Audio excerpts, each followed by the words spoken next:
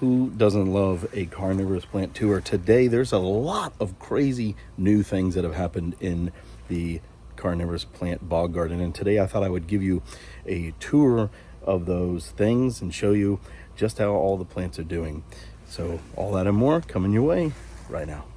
Real quick before we get into it, if you have interest in growing carnivorous plants and don't know where to get them, California Carnivores is the great place to go. They are the largest carnivorous plant grower in America. I've been a customer for years, but now I am an affiliate. And what that means for you is I can get you those beautiful, amazing carnivorous plants at a discount.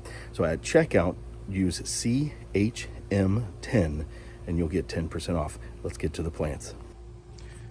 Right from the jump, let's look at the cultivar Venus flytraps. These are all giant cultivars and they are coming along nicely. If you'll remember, just a few months ago, these were itty bitty divisions. And so we've got a lot going on here. I could make a whole video just on the Venus flytraps, but I'll try to cover everything here and then I can go more in detail later on names. Look at Bimbo here. Look at the size and the beauty of that trap.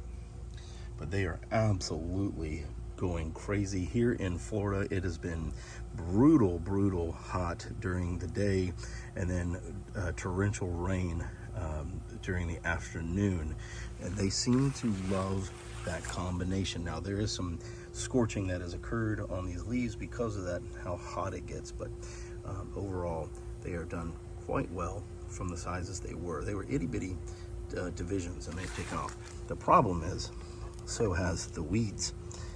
You got to keep weeding a lot with these things because weeds love this potting soil. Not potting soil. Whoa, don't ever use potting soil. Weeds love this peat moss. But what also loves it, this is really cool. I used some of this live sphagnum moss that I have in other pots, and there must have been, well, there obviously was some seedlings in there that have now grown to full size. But as you can see here, there's more coming along nicely. This is what's known as a Florida red filiformis, and it's one of the few that is actually self-fertilizing, or self-seeding. So it's producing seeds and then dropping them, and so there will be many more to come of those. But I love them, so we'll keep them. So here's some more big plants. This is a gorgeous one. This is ginormous by B52, and then this is B52 by DCXL. And then here are all of the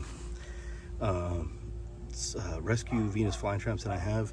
Look at this Sarracenia that's coming up. Good Lord, look at that little seedling. Isn't it beautiful? Simply gorgeous.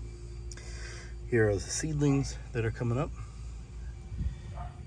Not quite seedling size anymore, but they are looking gorgeous. And as you can see, I gotta get in here and weed. Of course, if you hear a dog in the background, that's my neighbor's dog, but he's enjoying the sunlight and the sunshine as well. But lots going on in here. We got spatulata down in there producing seeds, and all of these little one-year-old seedlings, Sarracenias, are growing up through here. They have done very well alongside this Venus flytraps, and they are just loving these conditions. Here are some more. These aren't doing as well. There's really no rhyme or reason to it. Some of them have flowered, so they're hurting, but other than that, you know, some aren't doing so hot. Look at this right here. That is not doing well at all. And that's the thing about Venus flytraps. Sometimes they have bad seasons, sometimes they have good seasons, and that doesn't mean that they're dead. These right here will be completely fine. And while they look like trash now, next season they'll have a good little growth spurt and they'll do just fine. Gonna get some of these weeds out of here. All right, let's keep it moving because this is going to be a long video probably. There's a lot to cover. I gotta get in here. With these heavy rains, it just makes everything grow like crazy. Let's pull that rhizome out. All right, here is that wonky one that's growing. It's got all kinds of craziness growing on it, but here is La Grossa Agigi, which is a really crazy name, but it's a crazy Venus flytrap. Gets quite large, one of the largest in cultivation. It doesn't seem to like the hot sun, so I may end up having to pot that into a larger hot.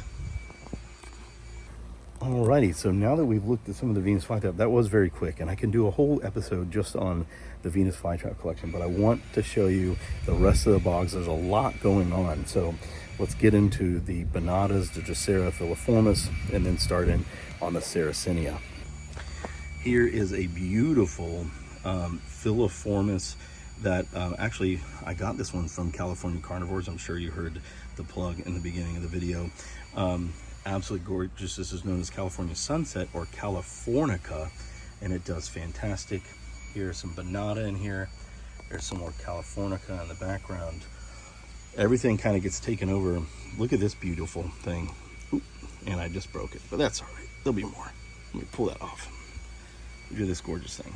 This is a Dichotoma giant. Now, the reason why I'm so flippant about taking these off is because I can now take this and I can come down in here on this wet soil here and just plop that there, and there's a high likelihood that that will grow babies, believe it or not. Now, if I really wanted to be successful, I would make sure that this was in a with a closed container, but it would be just fine. Got all these Drosera Bonata flowers going. Here's a whole bunch of Drosera Bonata. These are Multifida extrema. Bonata is one of those plants. I highly recommend it to all growers, but it takes off. Wow, look at this. Oh, this is a rare. What I'm about to show you is an extremely rare carnivorous plant. So this is Utricularia longifolia. Now that's not rare. So people are gonna be like, what? Longifolia is very famous, but this is a pygmy form, and that is as big as the flowers get. It's longifolia, but it's a little tiny pygmy form. That is crazy. That's incredible. These do not bloom very often. Isn't that amazing? Look at that. I didn't even know this was blooming. Simply beautiful. Look at that little spatulata flower. Drosera spatulata. But that is insane. Wow. And it's got a bunch of flowers coming along. That's going to be beautiful. Here we have one of the other bogs. And if you'll remember, this was all pots at one point, and they were getting way too hot in their pots, and so I did what's called a slip pot into this bog, and they have done very well. You see all the new growth sprinting out of here now, and it won't be long and this will be full of Sarracenia instead of all these weeds. This right here is actually not a weed. This is a new comer. This is a companion plant known as a blue-eyed grass, and so it's part of the iris family, and it will get a beautiful blue flowers in the early parts of spring. So I cannot wait to see that. Also in here I planted some bog violets, which is going to be really beautiful. I just need to get in here and weed out the weeds to give it room to grow. We've got our cinnamon fern here looking gorgeous. I'm really starting to get into the companion plants. Really cool just to see it being part of the whole bog experience. Wow, that is the cool thing about growing carnivorous plants in a bog, is you never know what you're going to find out here. Seeing that Utricularia longifolia pygmy form is very rare indeed, very cool. I'll probably make a whole nother video just on that because it is such a cool and extremely rare plant, but you got to see it at the same time I did. Pretty awesome. Next we have the Sarracenia psittacina growing out very nicely. This plant does quite well here in the central Florida with all these heavy rains. You'll notice having in a very truncated pot, they like to have that very high water level, and so these plants in the wilds will actually eat fish. Pretty crazy. Next to it is a big clump of purpurea, which is super exciting. I love purpurea. It's one of my favorites. It's coming along very nicely. Very beautiful. You've got some Stelidium debil, in here that I've peppered around. I think I'm going to start using that as ground cover. I like it quite a bit. And then you have some bonata poking through the cinnamon ferns here. Look how gorgeous. The dogs are out there playing. I don't know whose dogs those are. Hopefully everything's okay. But look at that beautiful bonata. Isn't that crazy cool? Gorgeous. I love the shape. That is Multifida extrema. Or it could be this one right here, staghorn.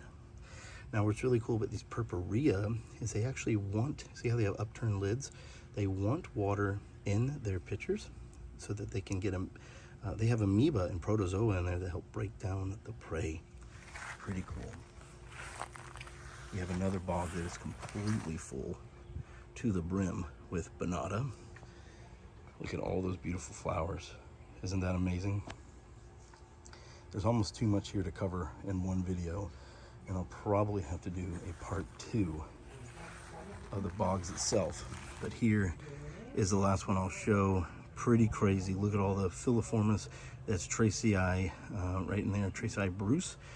And you've got a bunch of different things in there to look at. My wife was messing with me there.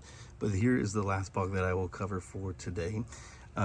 It is the, this has got some seedlings in here of Sarracenia. There's Drosera bonata.